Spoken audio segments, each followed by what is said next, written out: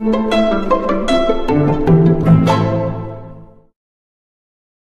on this winter's day, I'm looking at all the bird feeders in this garden. Just here you can see some empty coconut shells that were filled with some fat and seeds for the birds. Some bird feeders there, look.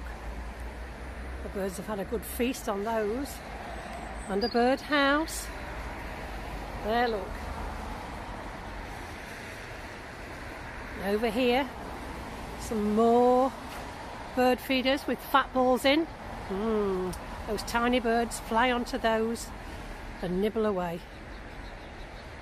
Up here, look, some more feeders. Fat ball ones. One with seeds in. The one at the back's got some nuts in. And then some more over here on this feeder. Wow. All this food for the birds to eat on this winter's day. If we listen carefully, we might hear a bird or two in the garden.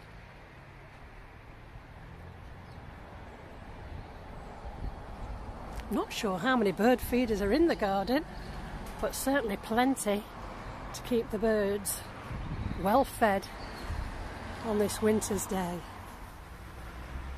If we look closely, there's a bird that keeps coming backwards and forwards to get some food from the bird feeder.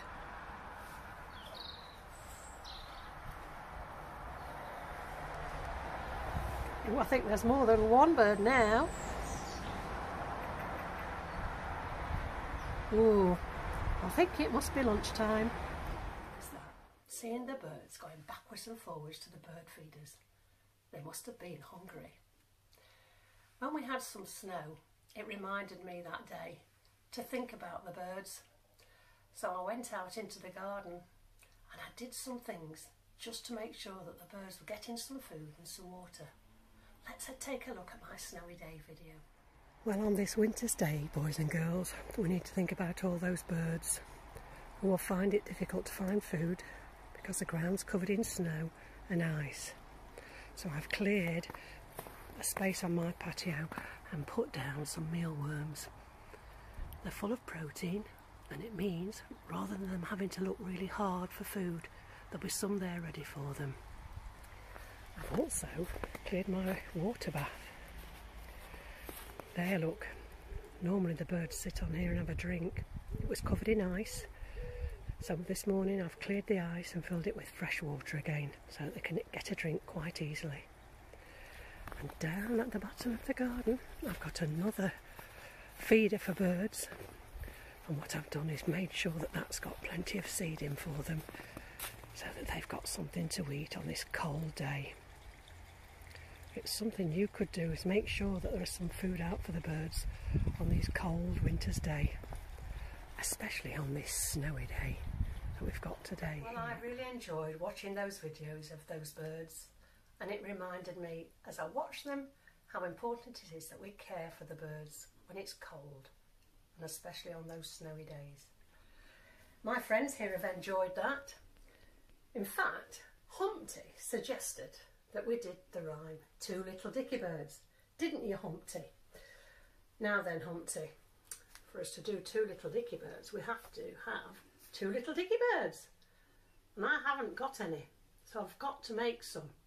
Let's see what I can do.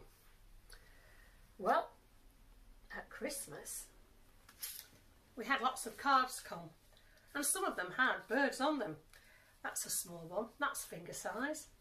That one would be too big for my fingers. That one possibly would be. Oh, this one's got lots on.